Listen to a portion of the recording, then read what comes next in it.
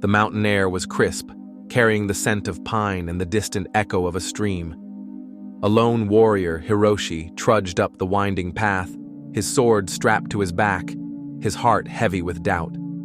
He had once been among the finest fighters in the kingdom, but now he felt lost. He had trained for years, fought countless battles, and yet his comrades had surpassed him. One had become a general, another a legendary strategist, and he was just Hiroshi, an aging warrior, watching others rise while he remained stuck in place.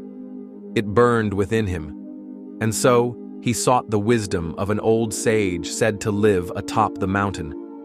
They called him Master Liang, the one who saw beyond swords and strength.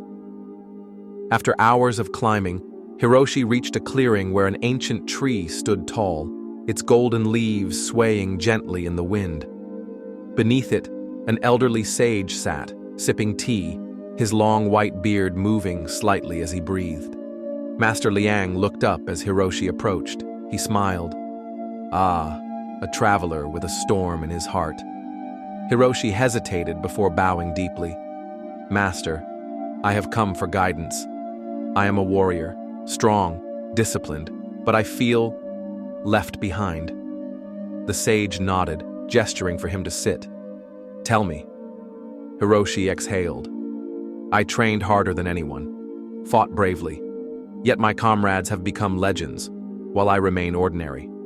I push forward, but it feels as if the world moves faster than I can keep up.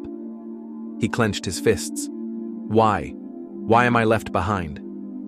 Master Liang poured another cup of tea, silent for a moment. Then he asked, Hiroshi, do you see that river?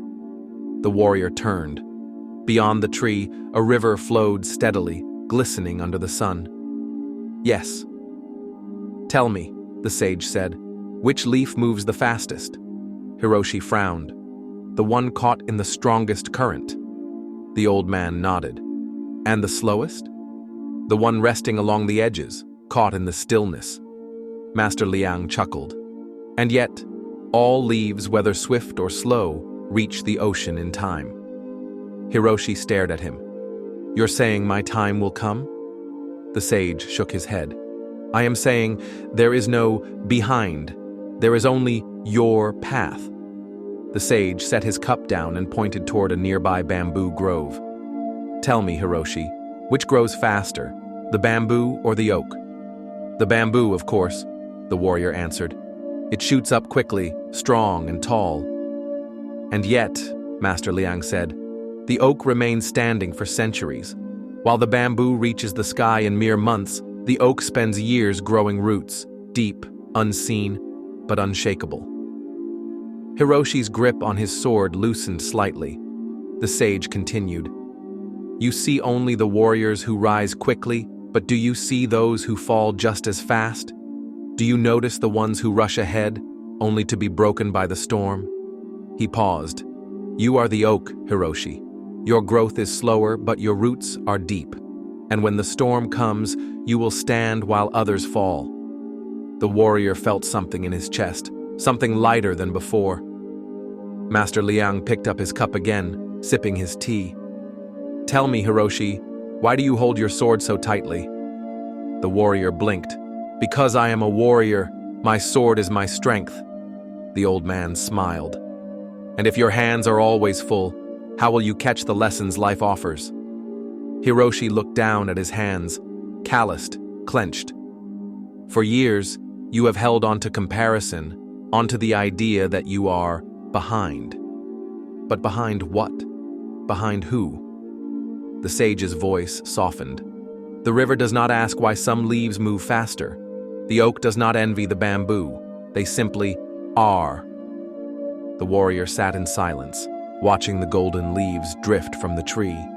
For the first time in years, he loosened his grip, not just on his sword, but on the weight in his heart. He wasn't behind. He was exactly where he needed to be. As Hiroshi stood to leave, Master Liang handed him a single golden leaf.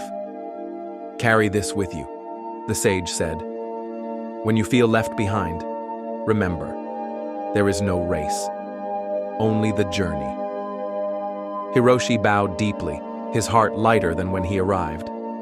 As he walked down the mountain, the river continued to flow, the wind whispered through the bamboo, and the golden leaf in his palm reminded him his time would come.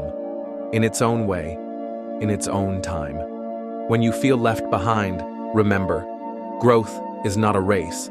Some rise quickly, some take time, but all reach their destination in their own way. Stop comparing. Trust your journey.